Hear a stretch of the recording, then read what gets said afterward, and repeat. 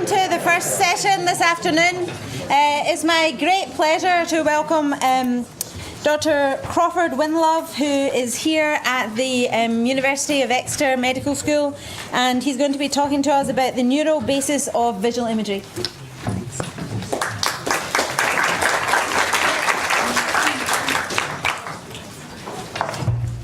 Okay, so good afternoon. It is great to see all of you, some of you for the second time.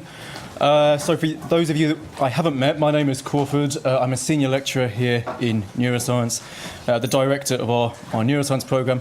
And essentially what we're going to do now is do a sort of an LP, long play version of what I tried to squeeze into 3 or 4 minutes last night. It's still 4 years' work, so there's quite a lot to try and cram in here, but hopefully we can succeed. One thing I would say in terms of making sure we do try and get through it, questions abundantly welcome, but if we could keep them to the end, that increases the chances of me getting to the end. So let's give this a go. There you sit.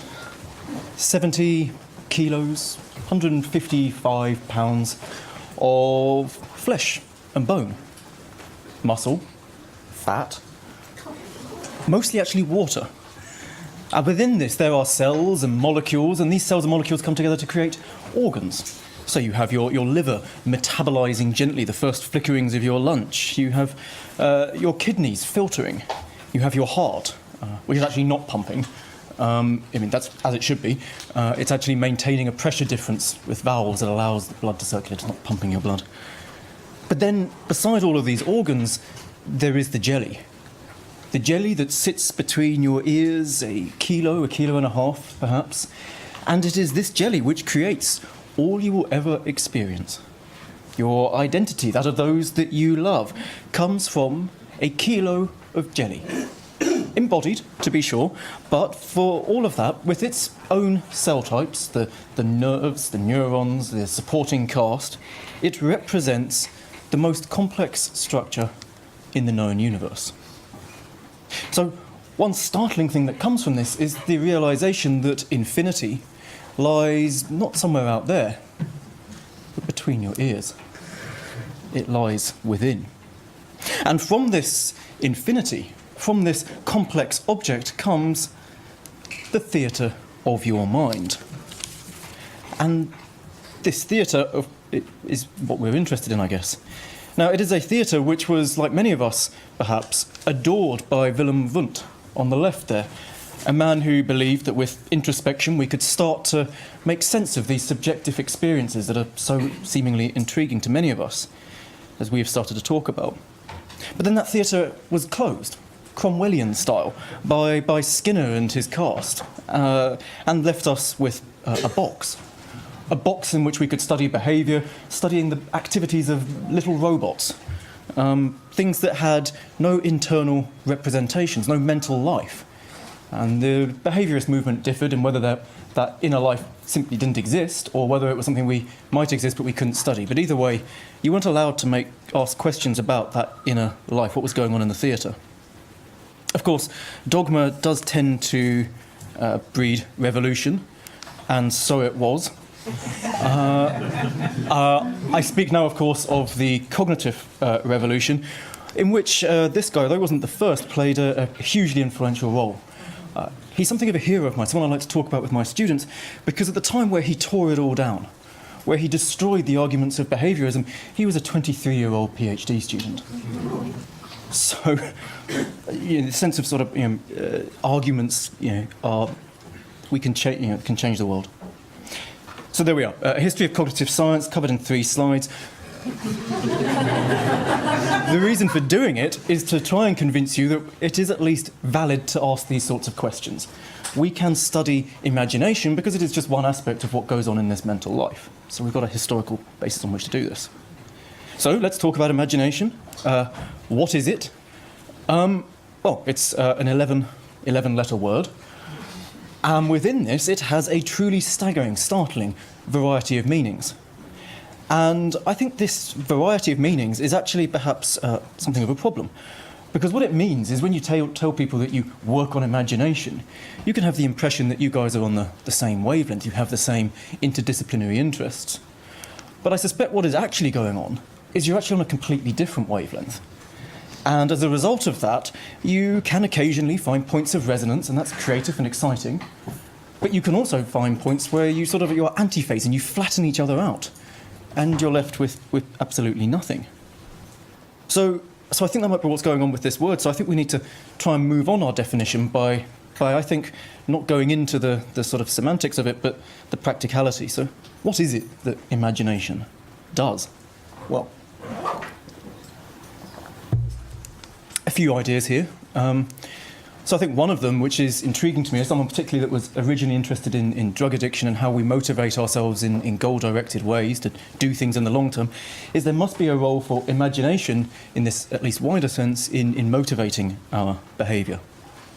Something else which has come up actually in the small group sessions we did this morning is it seems that there is a role for imagination in memory. The classic example of this is sort of the memory palace that you might use to navigate, to remember things. It's a disaster as a technique, by the way. I tried it in a lecture a little while ago, and I spent ages creating my memory palace and then furnishing it. And then halfway through the lecture, I realised I got lost in this building. And I could remember what I was saying, but I couldn't remember which direction I was meant to be going left. I was standing in the middle of a hallway, and it was quite frightening. And then, I guess, perhaps even visible from there, emotional disorders, which I won't say anything about because Emily is better placed to talk about that tomorrow.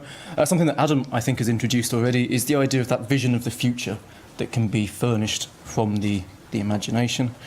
And then a bit of a, perhaps, wild card. I'll leave this for you to Google if it's your particular interest. There is evidence that imagining larger breasts will give them to you. As I say, no questions right now. But let's be more precise. Let's talk not about all these other forms of imagination. Let's move on to visual imagery, because that is, of course, our principal interest. So what is it? Well, it is a form of sensory imagination, which is characterised by subjective experiences, which seem rather similar to visual perception, but they're happening in the absence of a corresponding external stimulus. So there doesn't seem any external reason that this thing should be there. So that's what I want us to focus on over this talk. The other thing I want us to focus on is perhaps more uncomfortable. Maybe it'll leave you dissatisfied. But it's the focus of this talk is to talk about what is normal. Now, that seems unfortunate, given that this is a conference about the extremes. So I think the reason that we want to talk about that is that we can only, I believe, understand the extremes once we have a secure foundation in the normal. We need something to compare those extremes to, otherwise we're going to sort of end up going round in circles and getting rather muddled about what is different and what is actually just always the case we didn't know about it before. So there's a sense in which we're talking about normal, and I guess the danger of talking about normal, the majority experience, the most frequently arising, is it seems like a pejorative or offensive word. So what I want to be absolutely clear about is that I define normal simply in terms of that which is statistically most likely to happen, most commonly occurring, and none of those value judgments that often get mixed up in that word normal that mean it's very dangerous. You dream of going on Newsnight and talking about normal. Is not what I'm talking about. We're talking about what is most common. Let's be clear about that. So let's move back to visual imagery and its normal function. So what is its normal function? Well, I guess key stories are that it is nothing less than a foundation for thought, an idea which is ramified through philosophy, but is particularly, I guess, associated with Hume. And indeed, that intentionality, the fact that imagery has content, provides a secure foundation for the meaning of language. That was something that Russell was very excited about, really thought was important. Then he got his butt handed to him by Wittgenstein. It's kind of the trade of Wittgenstein. But then, of course, things go around and they change. And so one of the things that's emerged more recently, I guess, is actually a complete inversion of this. So perhaps one of the key things about imagery is its very indeterminacy. And actually, that where you start to give it greater resolution or meaning is by actually adding a language label. And that's a more recent idea. Okay, so we've done cognitive science in 3 slides, philosophy in 1. No point dragging it out. Sorry, Fiona. Let's try and make this a bit more specific to the kind of things we can do in cognitive science. And I guess for that we need to look at the theories that we could be testing or challenging. So, as Joel touched upon yesterday, there is this thing, the imagery debate. And at the heart of this is this disagreement. A disagreement about whether the mental representations, those things which mediate visual imagery, are depictive. So whether they arise from activity in a visual buffer with crucial spatial properties. So that it's not only that the visual areas are involved, but there is some spatial aspect to that activity which is key to what makes it imagery. And that was the idea promoted most heavily and worked on most clearly by Coslin. The sort of alternative, seeming alternative to this, was the descriptive story proposed by Pilishin. Proposed much earlier, but this was a nice reference for seeing it clearly. And this says that this is actually something to do with either, depending on how you look at it, language, or something which is syntactic. And language comes in many different forms. So it could be a natural language like I am hopefully using to communicate with you. It could be a semantic structure that you use within your mind that isn't accessible to us. So those are the 2 key alternatives. They are described in much more elegantly than I can by Michael Tye in this book. And if you are interested in those debates, I would strongly recommend going to this. One of the problems in that debate was it did become rather acrimonious and perhaps wasn't as incisive, as illuminating as it could have been because it degenerated into acrimony. Michael Tye does a fantastic job of an impartial presentation of both sides of the argument. Interestingly, actually, and I can't quite believe I'm going to say this, he also proposes a new model of how imagery works in his final chapter, and I don't agree with it. I say I'm intimidated to say that because though I would stick to my principles if I had to tell him face to face, I would undoubtedly lose the ensuing argument because he's intimidatingly smart. But I guess in trying to avoid that argument, or at least sidestep it, I guess what I would say to him, and as I would say to you, is we don't just have to have these debates as sort of linguistic challenges and so on. We can actually measure stuff, and we can do it using this machine. And it's this machine that brought me to Exeter in the first place, because we are relatively unusual in the UK in having a research-dedicated scanner here. So this is a machine that costs about 3 times as much as one of these. This is a Lamborghini Miura. The running costs of this are actually considerably less than the MRI machine. An important difference between them is that MRI machines depreciate, whereas these are going up in value rapidly. I have frequently tried to make this point to the Dean as a reason that we really should be getting a Miura. But I've so far failed to convince him. So if you'd like to lend some support to that, do please email him. Increasing in value as they are. Okay, so what do you do when you go back to this scanner? Well, the thing that we tried yesterday evening with elephants. If you weren't there, ask someone who was, it'll make more sense then. But you get people to imagine a common concrete object, not something as exciting perhaps as an elephant, but a table, a chair. And what you then do is you contrast the activity of neurons that is seen during that period of attempted imagery with what is going on during baseline. Now, this is one of the first things to appreciate, is what is that baseline? So in the early days of MRI, it was nothing more than imitate a cucumber. Just rest, just hang out. And that's turned out to be a bit of a disaster. Because what we now know is your brain never rests. When it's resting, it's actually doing something, and something that might be radically important. So that's a bit of a confound and a bit of a worry. So what we do these days is we have you doing something which is sort of moderately difficult. Now, if you talk to anyone here, we probably don't agree on what is moderately difficult. But one example is working out whether a number is even, something that would be enough for me to start changing my galvanic skin response, but still, hopefully it's moderately difficult for participants. So, when you do that, you get results once you've analysed them, and it's great, because then you can find the neural correlates of whatever that task was. So if I've just had you resting, hopefully, or maybe even better doing this moderate task, and I compare your imagery with that, I might see brain areas that were active during that task, and it looks like breakthrough science. This is fantastic. The trouble though then comes when we try to reproduce this, and we find people of the same ethnicity, because that's a really big variable. When we find people of the same ethnicity, the same intellectual ability, educational background, handedness, we control for as many things as we can to make sure people look the same, are the same, and yet we get different results. And that's a bit of a worry. So, in some sense, this is actually a general problem with research, with science, so which comes about from having small studies. So if you have small studies, you are low in what statisticians call power. And if you are low in power, but still find something, it is very likely that what you have found is a quirk, a peculiarity of what happened that day in those people.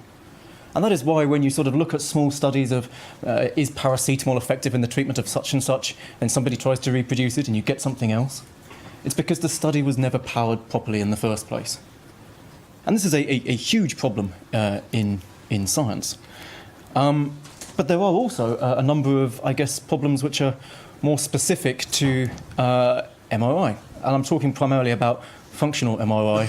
We'll talk a little bit about other things you can do with this magnet at the end. And these problems get a lot of attention. I guess much of the reason for that is that there's a sort of degree of irritation amongst other people in labs with Petri dishes trying to measure molecules, and it just seems like there's this other group of people that stick heads in magnets and get Nature papers. It just seems so easy. So MRI does get a lot of criticism and has had a lot of criticism, and I think many of the bases on which it is criticised are probably unjust. So that, for example, people would say, oh, well, the physiological basis of whether this is actually the activity of neurons is uncertain. Well, that is true, and there should be more work on working out exactly what's going on. But if you talk about genetics and you talk about how genes are switched on or off, or that you can measure differences in their methylation, everyone is very excited about that. No one says, well, but we don't know why methylation is important or what that actually means for gene expression. So I think MRI does get a bad press on many regards. But there are at least 3 reasons that we should be cautious in talking about MRI. So the first is this, task design. What do we get you to do when you do a thing? What is the visual imagery task? One of the problems is you just get all this trivial variation. You know, so I think you should imagine common concrete objects from the household. Somebody else thinks they should be objects that exist outside the house because they're bigger and they might activate more visual cortex. Neither of those arguments is desperately important. Either would be fine. But if we both did the same thing in our labs, you would get more power. So one of the problems I think that has held us back has been sort of trivial variation, and one of the things I'm really excited about with talking to Joel over these next few days is that we can agree some things that we should do in our studies that will help to increase the power for both of us. The other thing that goes wrong in fMRI is the statistics. As in all of science, they need to be done properly. This is something I'm not going to talk about because it's in the catalogue. This may have been the last thing which of course you've now all bought, so thank you. So many of you, this will have been the last thing you saw last night before falling asleep, so it's a pleasure to have shared that moment with you.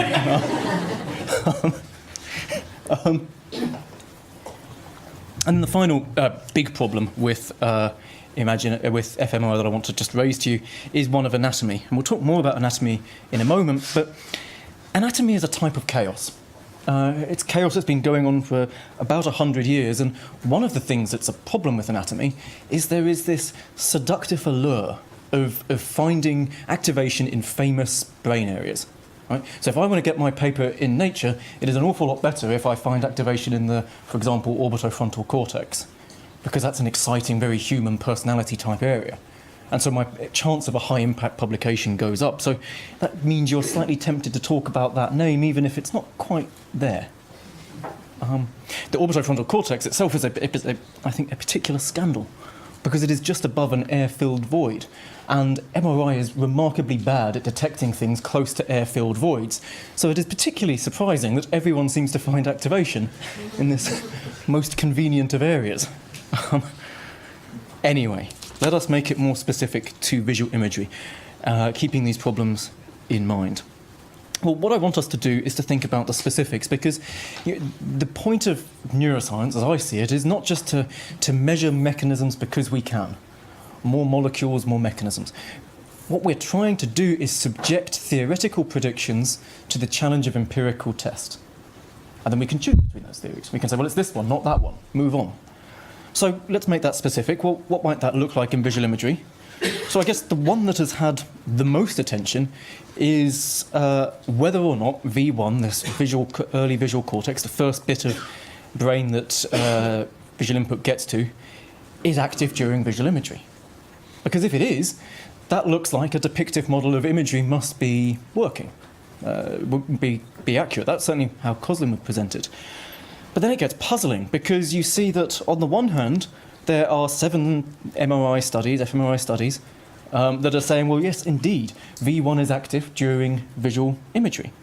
So that sounds like a convenient story, and now we endorse that. Until you realise that there are another 6 studies saying the opposite. Where do we go from there? Well, where you most obviously go is into sort of rather heated discussions in the discussion parts of the papers and acrimony. Now, there are some reasons for this that we can probably touch upon immediately. So part of it goes back to that variety of tasks that I've already talked about. The other thing is perhaps just the time you give people. So it's amazing when you read some of these papers that people get seconds, 2-3 seconds, to create a visual image of a desk before they move on to a chair. And for many people, even if they have relatively normal visual imagery, that's not much time to do it. So there are probably differences like that that matter. We, as a group, I suspect, are keenly aware of the fact that we also differ in our imagery vividness. That's not often taken into account. And then there are those problems with statistics. You can do it in lots of different ways and find different stories as a result. And we'll talk a bit more about what might be going on with V1 at the end. A couple of other implications that we could see. So another one would be, again, that reverberates through the existing literature. Is visual imagery bilateral? Is the whole of your brain, or at least both sides of it, active when you imagine things? Or, as others have said, no, it's very much a left hemisphere or a right hemisphere event. Another example would be when we see anatomically similar areas, for example, on the left and the right-hand side of the brain, involved in imagery, are they doing the same thing as each other? And the answer there, a bit of a spoiler alert, is they probably aren't. So how are we going to solve all this? Well, what we've been doing in my group for quite a while now is working with this technique called coordinate-based meta-analysis. And I want to spend a few minutes on this because it really is the key to where the subsequent story comes from. So we've used a particular form called activation likelihood estimation, and what this is allowing us to do is identify the spatial convergence of activation across a range of studies. Now, the first step in that is you've got to find a structure for the brain that you can do these calculations upon, and we do that by breaking it up into things called voxels. So your mobile phone screen is made up of pixels that have an x and a y dimension, and a voxel is the same thing plus a third dimension that means it also has a volume. You can choose the size of your voxel. It slightly depends on how powerful your magnet is, but a typical thing would be to say that they're about 2 millimeter cubes, and that means that there are 64,000 of these in the template brain that we do our comparisons upon. Now, what we can then say is that each of these voxels can be, what we want trying to track down then is the center of a region, which is each of these voxels. Sorry, try that again. Each voxel, we are trying to work out whether it is more active during the task than it is at baseline. And we do that comparison 64,000 times. And that's one of the initial problems with the statistics. That's a problem that's long been fixed. But the problem there is, in essence, that if you make multiple comparisons, you'll find something just because you've made so many comparisons. But what we're doing in coordinate-based meta-analysis is trying to work out the probability that an area is genuinely active. So we use probability theory to do that. And the essence of that is you say, well, look, you've told me that activation is here, and that means that it's really quite probable that activation is here, but it's pretty unlikely that activation is somewhere all the way over here. You could be this wrong, it's unlikely that you're that wrong. That's what probability tells us. And so you can then do this for each of the foci across all 64,000 voxels, for the foci from an individual study. And that's what you can see here. So these dots represent the absolute hotspot of activity. It's just an illustration, but to communicate this idea. Each dot describes the hotspot of activation, the things of the same colour from the same study. And then you create a thing called a modelled activation map for each study, and you can then group those to work out the true convergence. And then you get to the bit that takes the time. So that bit is easy and quick, but what you've got to work out is the thing that you think you've seen, the convergence you think you have seen, is it real, or is it there just by chance? So what you've then got to do is say, well, I've got this many dots. Would that many dots overlap this much in these areas by random chance? And you can do that, you can then check that by running multiple permutations of these calculations. And this is the bit that takes the time. So on the imagery data that I'm presenting to you today, you need a remarkably powerful computer, the thing that kind of ones we use for the rest of our MRI analysis, and it will run for at least a week to do those calculations. It makes it exceptionally frustrating when you realise at the end of it that you've pressed the wrong button or made an error in it, and you've spent a week waiting for the wrong calculation to complete. But anyway, live and learn. Now, crucially, that you can cut corners here. So if you didn't run, we run on 1,000 permutations, and that's what takes the time. If you said, well, 10's enough, you can be done that afternoon and published by the next morning. But you're probably also wrong. Okay, so the statistics really are key. But for all of that, what is astonishing to me is the realisation that although there is an accepted method for how the statistics should be done in this particular field, and it's been out there for about 3 years, last year it was only used by 45% of studies, published studies, that were published using this method. Most remarkably of all, within that 55% that got it wrong, nearly all of them cited the paper that said how it should have been done. So there's something rather odd going on there. I mean, either they didn't actually read it, or if they read it, they didn't understand it, which is certainly going to be food for conversation when I make this point at a conference next week. Many of the people in the audience will be the people that have made precisely that mistake. So, anyway, that's what the future holds. Let's talk about the here and now and our calculations. So our calculations, no, okay, let's not talk about that. Okay, one last bit before we get to the actual results. The other thing you need is anatomical precision. So anatomy took a leap forward in the 60s with an atlas called the Talairach and Tourneau. I've never tried to say that before. The last bit of it. Atlas, which was a surgical atlas that helped you track down deep brain structures so that you could destroy them and hopefully thereby improve Parkinson's symptoms. That was a good first step towards structural anatomy. The trouble was they were targeting deep brain structures, not the cortex, and it's the cortex that we're interested in things like imagery. Crucially, the use of this atlas was automated in the late 90s, and it's meant that it is incredibly easy to put these Talairach labels onto fMRI data. I think that's actually been a real problem.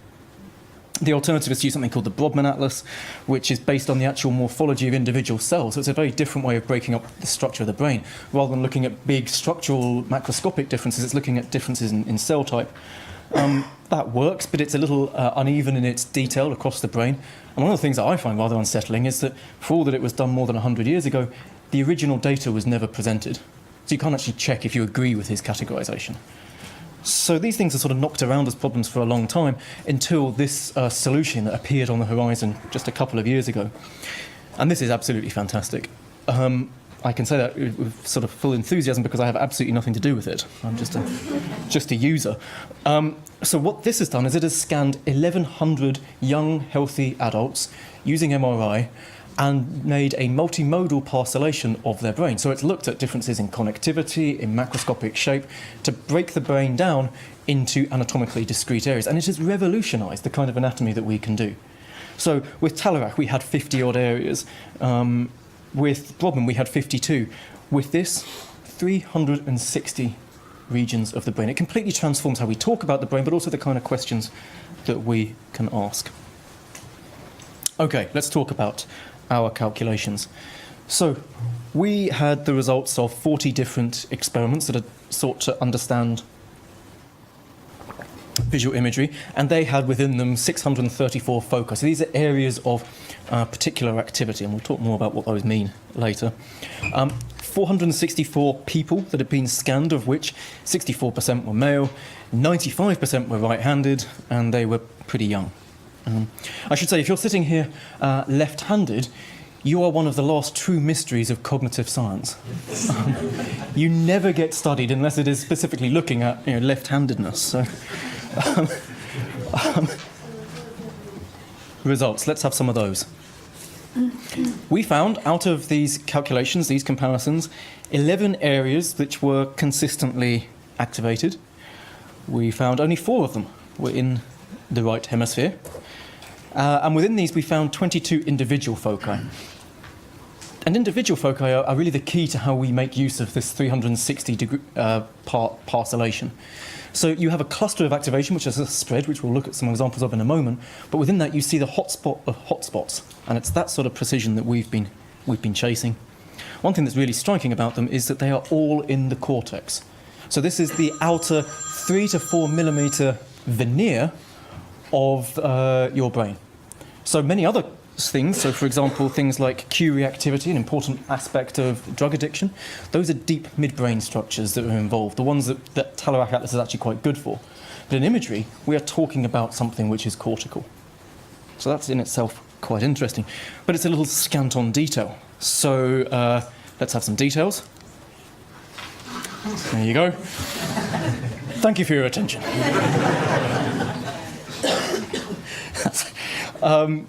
This is taken out of a paper that I'll be happy to share with you at the end. I should say that there are references already that are peppering up. I can give anyone a full list of those references as well, if you want to track down particular things. One of the strange things about publishing with this was that this new version of anatomy is so radical that they made me put in the labels I don't like, so that everyone reading it could feel like the brain anatomy that they'd learnt hadn't been sort of deleted overnight. They could still sort of find some solid ground to hold to.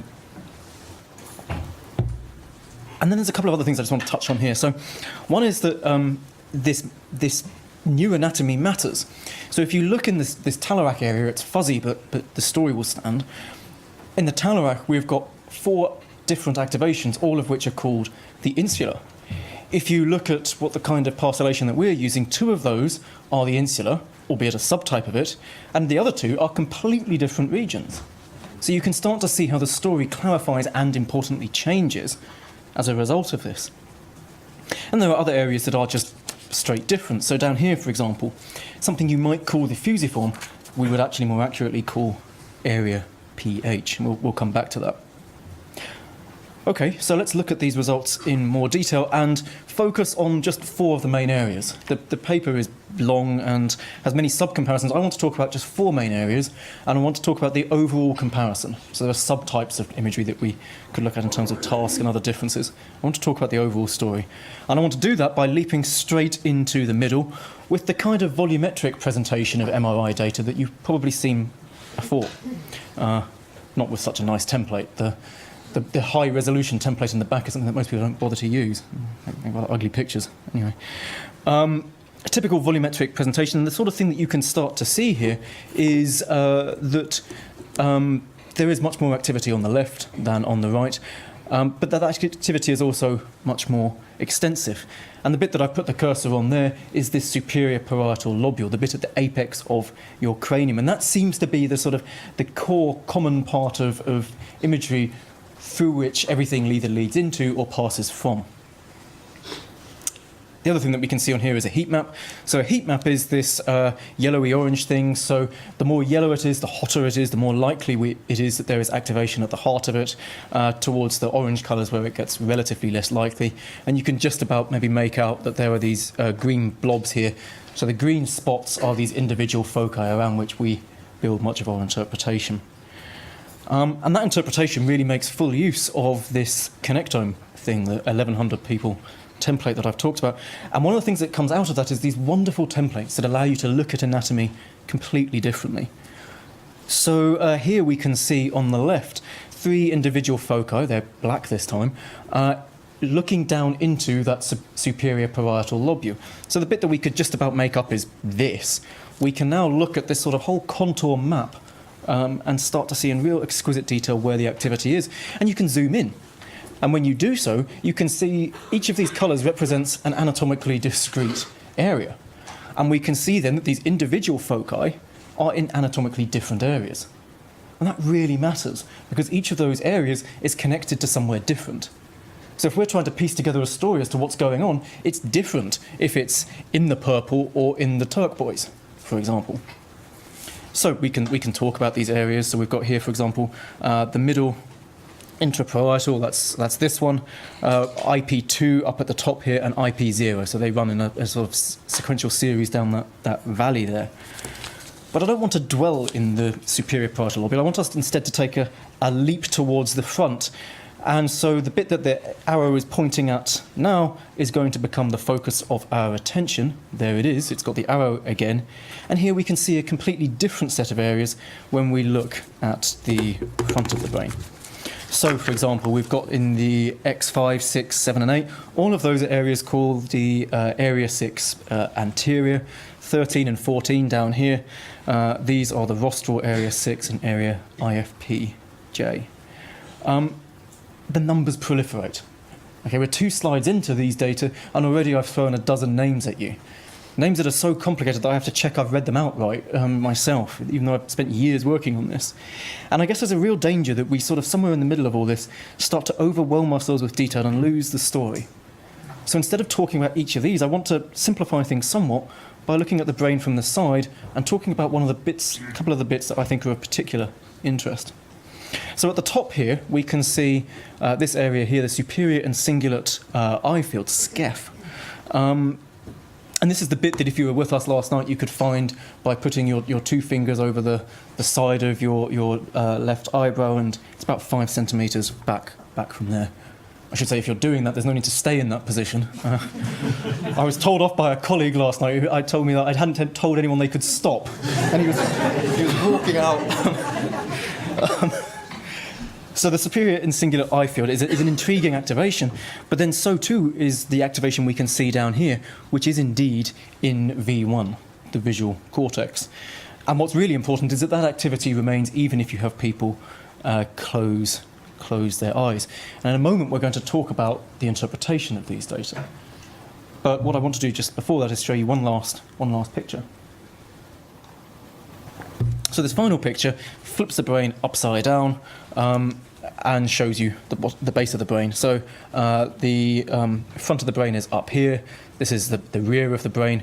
And then we can see here the temporal lobe. So this lies roughly at the level of your ear.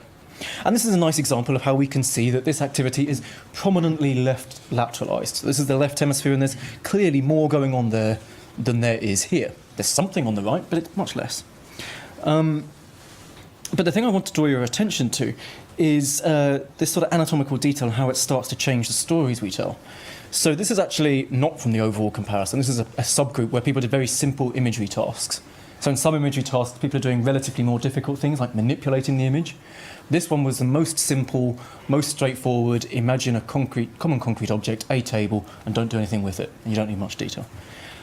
And this is the one that came closest, this comparison, to getting blobs, these black things, individual foci, in the fusiform area, the orange one there, the fusiform face complex. But all the rest of them, this one too, when you actually look at the detailed numbers, have their activation actually in this purple area, something called area PH, or all the way over here in the parahippocampal, I can't remember what the T stands for, doesn't matter. So you can start to see how the activation is not, it can be nearby and in a completely different area. And so that matters as we now move on to the interpretation. And I've put this slide in because when I was doing my PhD, I was torn to pieces by my supervisor for not keeping sufficiently separate observations and interpretations. And he was very clear. He said, your observations I'm interested in, your interpretation, keep to yourself. So just so you can know how we're moving through things, that bit is right. What follows might be nonsense. But I'm doing my best. So let's go back through those areas and let's really try and put some detail in so you feel that you've seen something of what might be going on with normal imagery, visual imagery. So back to the superior parietal lobe, back to the apex.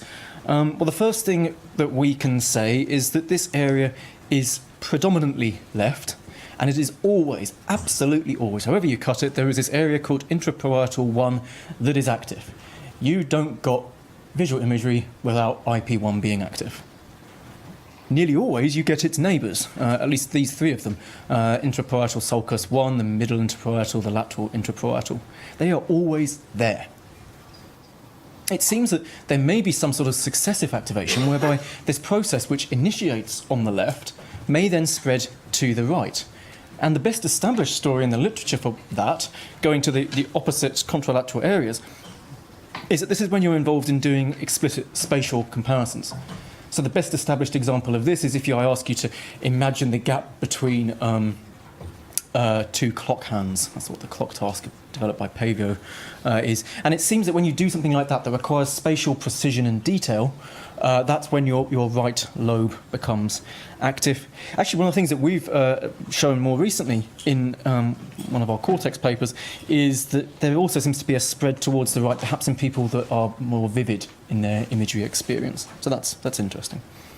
One of the fun things you can do with this, and Joel introduced you to this technique yesterday, is you can use TMS to, so these are short-term magnetic stimulations that change the activity of brain areas, and you can either increase or decrease the activity depending on how you do it in detail. But you can disrupt it, and if you do that, this area that I've just told you seems so important, well, you carry on without it. You just do it on the right hemisphere instead. And that's, I think, important because that points to a general feature of brain and organisation, which is this capacity for what is called elegant decay. For those experiencing it, maybe it doesn't seem so elegant, or the elegance isn't sufficient, but the idea that there are many ways of getting to the same output. So if in absolute normality we would say that the left parietal lobe does this, you can just do it with the right if you stop it working. But intriguingly, you can then ultimately stop it if you go and do the right hemisphere. So there is some limit. You haven't got limitless variation to just keep changing and changing. There's a backup plan, but if the backup plan goes wrong, then there's no other one. So what is going on? What do we interpret from this activity in the superior parietal lobe? How do we link this back to the rest of cognitive science? Well, we need to, because imagery, it's fair to say, is a relatively niche area. Compared to many of the other domains of research, we haven't got as many people working on it, so we need to know what they're saying to see if we can understand imagery with reference to that. And these areas of the superior parietal, and particularly with the detailed anatomy, seem to be involved in particular in visual attention. Now, Joel talked again about this yesterday, but I guess what's interesting about this for imagery is that there's a suggestion then that what is happening in imagery is that it is helping you to allocate where attention would need to go. So it's a sort of preparatory process for where you might allocate your visual attention in reality when something happens externally. Another thing that we will talk more about at the very end is that these areas seem to be involved in visual working memory. So, and one of the striking things that Joel's group has shown is that there does seem to be this really startling relationship between the vividness of imagery and your capacity for working memory. And these are all leading back to the same anatomical areas. When you remember that there are 64,000 voxels to choose from, it's astonishing that we end up talking about the same relatively small number. Let's talk about the next area that I showed you, the frontal one. So, the one that I pointed out to you on that left lateral view was the supplementary and cingulate eye field. And this is an example of where the anatomy goes haywire. Because in the past, in the imagery literature, these have always been referred to by a different name, quite reasonably because the other name didn't exist, but as the anterior cingulate.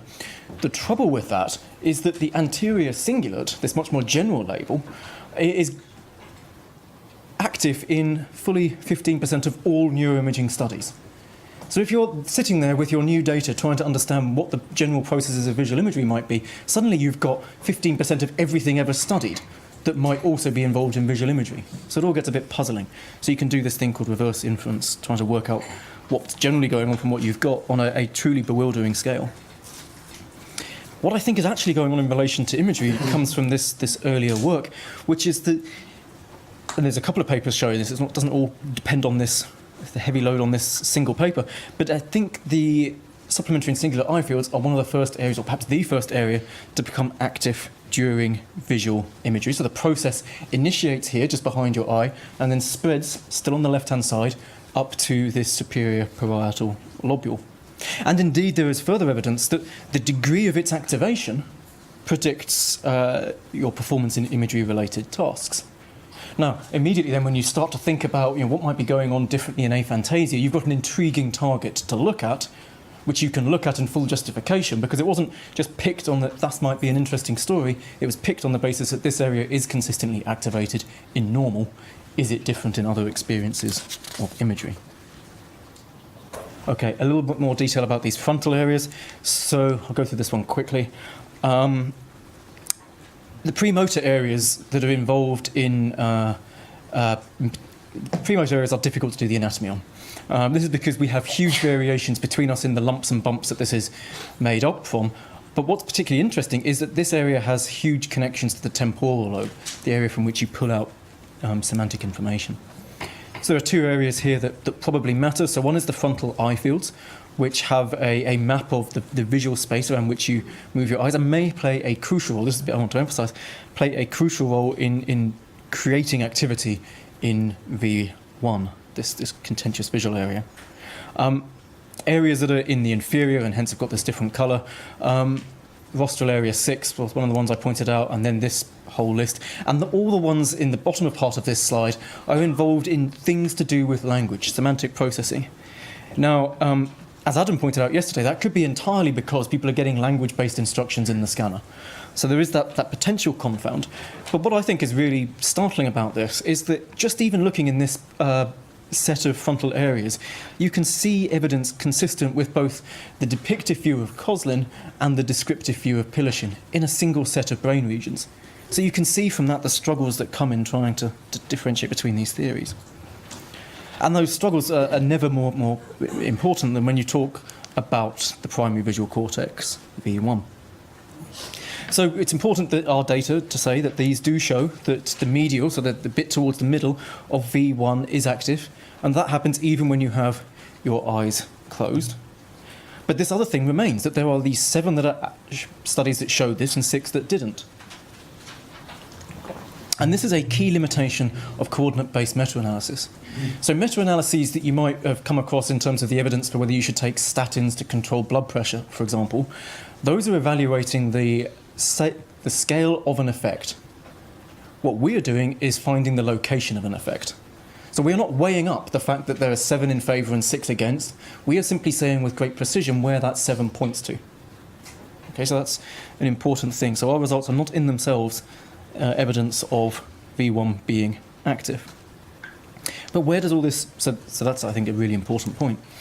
Why is there such variation? Well, I think we touched on already the idea that the visual cortex variation in its activity might reflect vividness.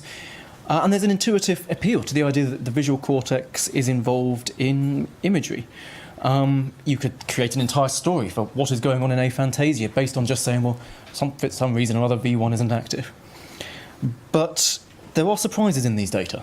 So one of them, for example, is that we just don't see activity in any other visual area. So if imagery is a prominently visual process, you would expect to see activity throughout visual areas, not just in V1, but throughout them.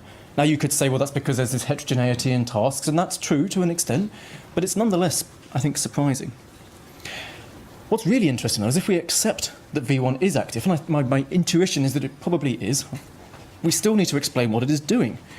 And, Coslin's take on this is absolutely that whether or not it's there requires on this need for high resolution. It creates this depictive thing by having these spatial relationships, and that it is delivering, indeed, whether it is active or not, depends on whether you need high resolution detail. But high resolution detail is what V1 provides. And as far as I can see, I just don't think it can. So when you look at the input to the visual cortex, the primary visual cortex, as it reaches there from the eye, it does so with exquisite precision. Parts of the neurons that start together side by side in the eye project back and end up in the visual cortex, still side by side, even across the 7 layers of the cortex. So there's exquisite precision there that gives us our perceptual experience of great resolution. But the input that is internal comes from the IPS, the superior parietal lobule, doesn't have that same mechanism. There is no input to V1 from an internal source that has the same spatial precision. So whatever is going on in terms of V1 activity, it is not literally the same as that which happens in perception. And so what I think is an intriguing possibility, I mean, it's vastly more work, of course, is that actually what the IPS might be doing is amplifying visual input, creating greater gain, so that in the absence of any external stimuli, you can still have a visual-like experience. So it's playing some role in bringing it to feel like there's a visual experience, but it's not literally depictive. I think that's what's probably going on there. Final area to talk about, bottom of the brain.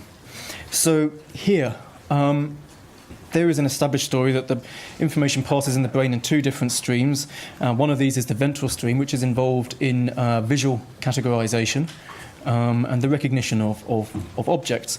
And here we see this key thing, which is that the area we should be talking about, the one I showed you, is area PH, not the fusiform face complex. And the areas you can fall into for not making these sorts of fine distinctions are seen in the fact that 5 of the 8 studies that reported this activation then went on to interpret their studies in relation to what we know about the fusiform face complex. Well, that's great and interesting if the activation actually happened to be there.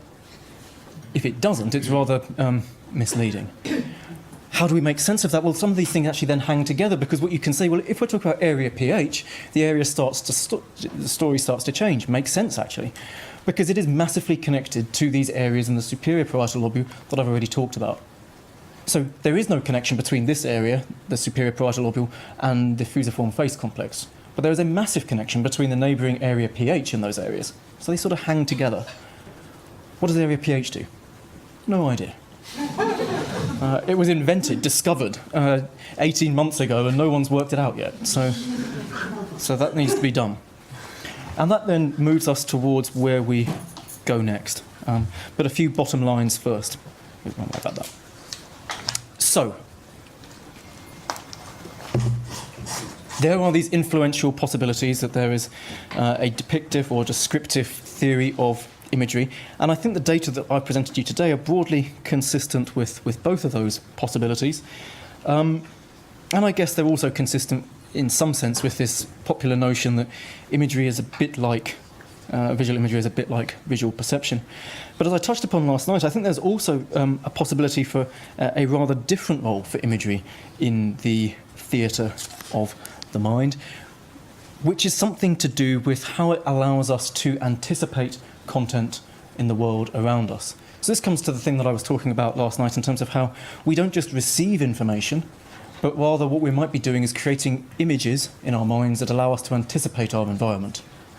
Now that has a couple of rather big implications. So one is that that makes imagery important in terms of general cognitive processes, but it makes experiences like aphantasia absolutely fascinating, because clearly then there is a completely other way that you can also do this thing. And that's to me, intriguing. So, okay, next steps. What are we going to do next? Well, one of the things we need to do is we need to compare and contrast other similar processes. Because one of the things we need to be able to shore up is, for example, to what extent is the visual imagery network the same as or different to the networks that do these things? So visual working memory, the way in which you allocate your attention, this thing called the default mode network. So this is hugely popular. It's the way in which your brain is talking to itself when at rest. Now, any one of these areas, these networks, could be the same as the imagery network. And I've had fairly uncomfortable conversations at conferences where people say, love the imagery work, Crawford. However, it looks like the attention network to me. It looks like the default mode network to me. So one of the things we've been doing in my group is going through exactly the same type of calculations that I've described so we can have robust answers to those questions. We also, of course, need to do some neuroimaging, so we've got new data that Adam touched upon on the cusp of analysing that will help explain the stuff that I think is perhaps of your greatest interest, the differences between aphantasia and normal experiences. We need to sort out some things about how we're going to model that activation. That's changing. What I suspect is that we are not going to find, and here's a sort of, I'll take a leap here with some speculation. I suspect that we aren't going to find whole-scale differences in which areas of the brain are active in normal people versus people with, for example, aphantasia. Whole regions of the brain not being active is possible, but it's fairly extreme. I think what's more likely is that there are relatively subtle differences in connectivity between areas, so how this network functions. Now, those differences in connectivity could be structural, so they could be there all the time, but what I personally think is most likely of all is that there are differences in how these networks communicate dynamically, so the dynamic connectivity between these brain areas. And what's absolutely crucial is in making those sort of statements, you can find whatever you want if you just go fishing. But if you're starting from the regions of interest that I've shown you today that come from this vast normal literature, you can make these, you can test these to a statistically rigorous way. So that, I think, is going to be intriguing. But then I guess the next thing we're going to do more generally is throw the kitchen sink at it. That is my kitchen sink. I live in a 300-year-old mud hut. It's a funny shape. It makes it difficult to find sinks that fit, so I cast one in concrete. That's my art. And then alongside this, we're going to do a few other things. So psychological tests, for example. Joel's got an interesting battery of these. One of the ones that we've been working on is which of these is more round, a raspberry or a cherry? This is a raspberry, this is a cherry. How quickly you answer that is perhaps dependent on the vividness of your imaging. We're developing other tasks like that. And at those tasks, we intend to throw a whole bunch of kit. The Dean was very nice. He took me on a shopping trip recently. He didn't buy me a mirror, but he did let me have EEG kit. We've got TMS, so we can do that turning on and turning off specific brain areas. And the most exciting thing we've got coming over the horizon is a PET scanner. So MRI is lovely, and we've got a new one of them coming too, but with PET you can get into deep brain areas, and you can also sidestep much of those questions about, are you genuinely measuring activity? So we're very nearly there. It's a story of watching this space, but before that, perhaps the most important slides last, I just want to thank a few people that made this work possible.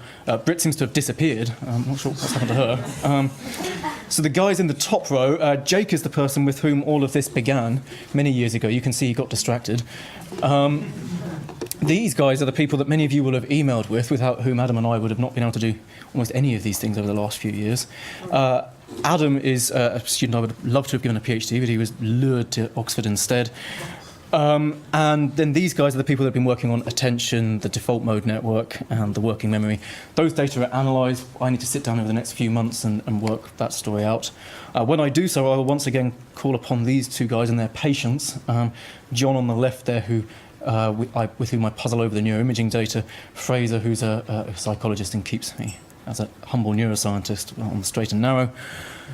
A bunch of people that I've been working with, all of whom you have probably met by now. So there remains just one last thank you, which is you for your attention. And time, as of course, has slipped away from us. But nonetheless, if you do have any questions, we can do a little of that now. And Fiona will shepherd that process. Or tell me we can't. Yeah, we can go a little bit. OK. But we'll show on in as much as we can. We can keep talking, of course, over the weekend, and that's my email if you want to talk further. Thank you. Great, so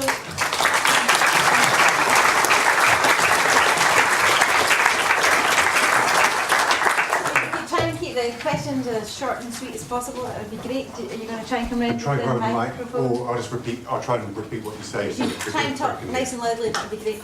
Yes. Just to pick up on your speculation from the end, thank you, it was all wonderful. What is your speculation about what might account for the differences in the dynamics of the connections?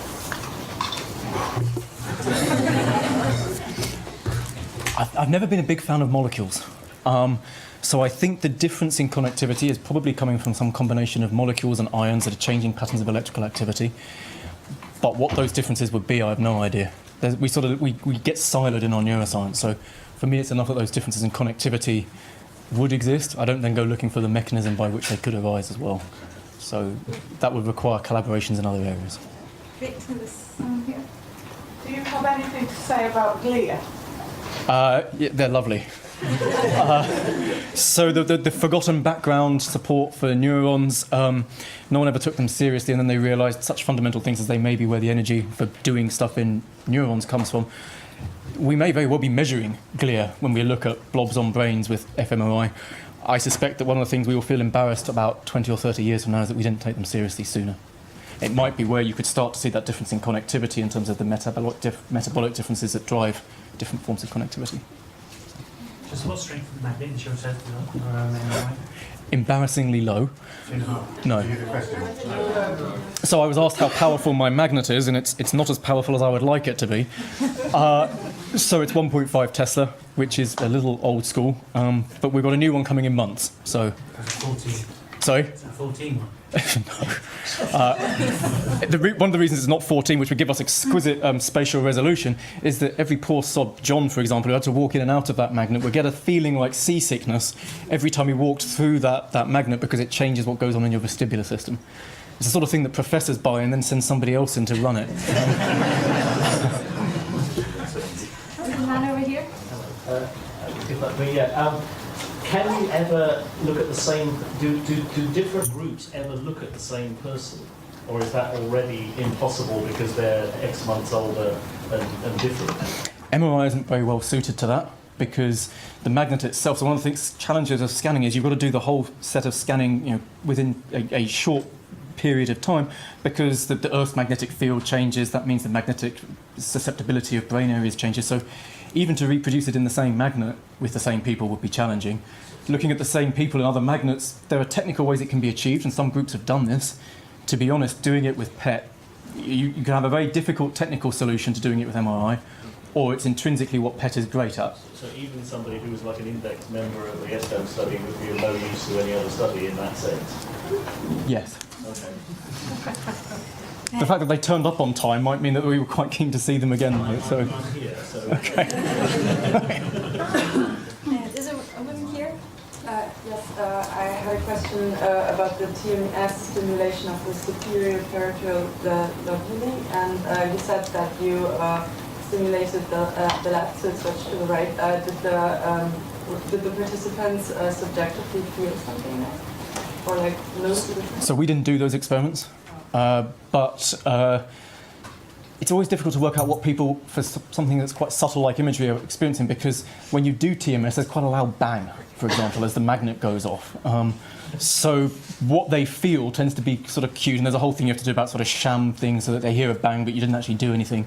So subjective report is a little tricky in those things. One thing you could do that would be more speculative is, as Joel touched on, you can zap people frequently enough that you can create more long-term differences in connectivity between areas. And it's possible that you could do that offline and then get them in, and they would find that their experiences were dramatically different. Yes, you who's looking behind you. Yep. Yeah. So if you can accurately predict to say which areas of the brain does what benefit will this be for us? I mean, what does it lead on to? It's supposing at the end of it, in 10, 20 years' time, you can do a study and know exactly what part of the brain is what. Yep. I completely agree, and I worry about this. I'm kind of hoping that you guys can tell me why it matters, in the sense that, if we were talking about dementia or drug addiction, it would be something that, clearly let's develop treatments for this, but I don't think this is something that we should be conceptualizing in those ways. So I don't really know where we go with this. Where I am interested is, I think that we can tease apart general cognitive processes by saying, well, this is a model of how the brain works that is just interesting. I should say more generally on that point is, working in a medical school, there's always a danger that you fall into this trap of, let's cure this disease and that disease, and that's a wonderful thing to do. But people in biology departments don't worry about that. They say, well, bumblebees are interesting. How do fishes float? Well, that's probably not a biology department question, but they do it because it's they do it because it's interesting, and so I do this because it's interesting to me. Have you looked at alternatives to MRI besides PDT scans? Have you heard of the Open Water Foundation, for example? No. They're using light to point at a vector in space in your brain and pull back voxel, pull back some voxels based on just light and holography techniques. Okay. Never heard of it. Sounds pretty awesome. It's supposed to be extremely cheap as well, so that's... Okay. Yeah, that'll be awkward if we have to realise that we've just accidentally spent 20 million on something. But I'll say it was your idea, not mine. So that's There's some more people over here who had their hands up. Oh yeah, considering the huge overlap between the imagery network and the visual attention network, this is something I was seeing as you were describing the imagery network. I was thinking, this looks a lot like the attention network. And these things are really intrinsically linked. There's no way to separate attention from imagery, I think. So the only way to really find out what is part of a purely imagery network versus an attention network, you really need to study the people with aphantasia, who definitely don't have the imagery, but if they're attending to a task, the attention network should still activate, but there should be something missing, right? From yeah. So you're right. You've just described step 3. So step 1 is what we've just talked about. Step 2 is to shore up what the attention network normally looks like, and there might be a couple of things that peek out that you only see this area in this network in this process, but not the other one. But you're right. Then we will be asking for your help to do the rest of it. Great, well, I think we'll leave it there.